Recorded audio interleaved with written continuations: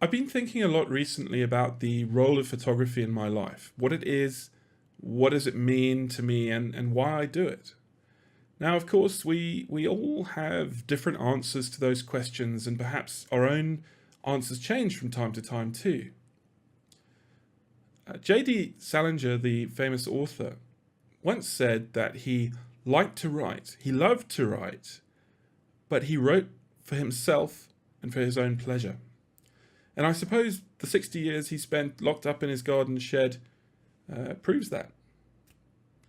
And although Salinger's later work remains a mystery to the rest of the world, in truth, so does my own, although I can't really compare it to Salinger's.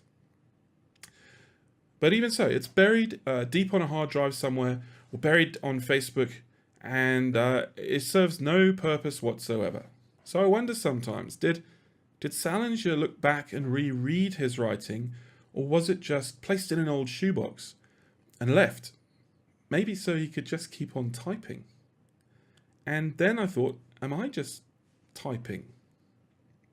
So I tried to tease that idea a little bit. What if I locked a printer in a room and I set it to print out a random selection of images, let's say 12 a year, and as the printer completes a picture, it just drifts down onto the floor, never to be seen by anyone, not even me. What does that actually mean? I don't know. I don't know if that picture means anything then. Nietzsche, yeah, I'm gonna refer to Nietzsche, every schoolboy's favorite philosopher. Nietzsche argued that art does not need a witness or an audience. But I think even he thought about an audience of just one, the artist.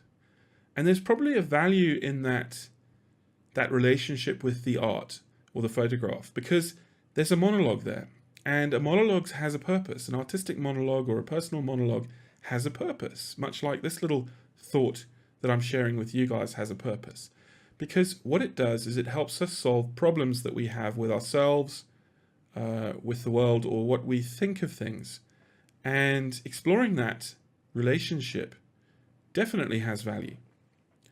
So in my own case, I think the real purpose of my photography probably could metaphorically be compared to that printer locked in a room. Sometimes it feels exactly like that. Thousands of images, never ever seen again.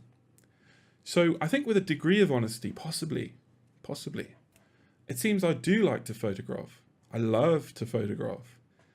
And I photograph for myself and for my own pleasure, which, let's be fair, probably sounds a lot like, let's put it delicately, self-gratification. It's certainly true that if I was forced to photograph subjects that don't really interest me, I probably wouldn't do it.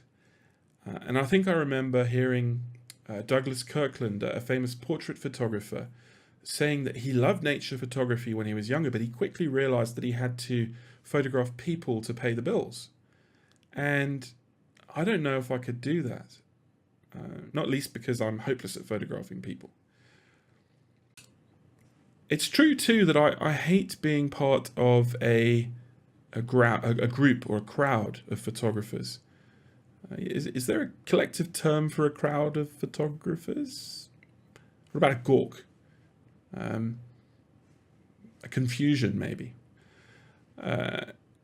If I had to muddle through a gawk of photographers at every wildlife sighting or scenic point, I would abandon it totally. There's no way I want to do that.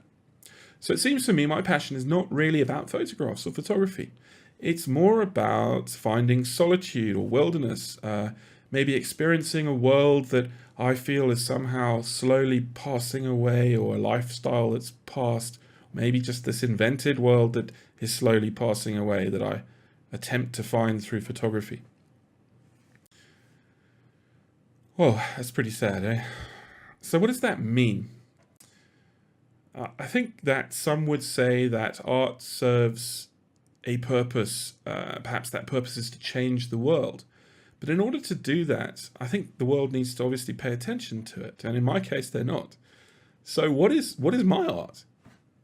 I wonder sometimes. Are my photographs perhaps less art and more, dare I say it, this is really bad, self-therapy? Let's say some kind of general moany complaint about fading nature that I take a picture of and stick up on Facebook and force people to look at and wait for the likes to come in. Yeah, maybe it is.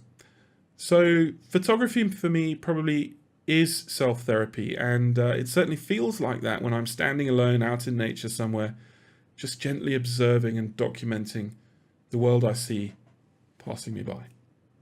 And what's wrong with that?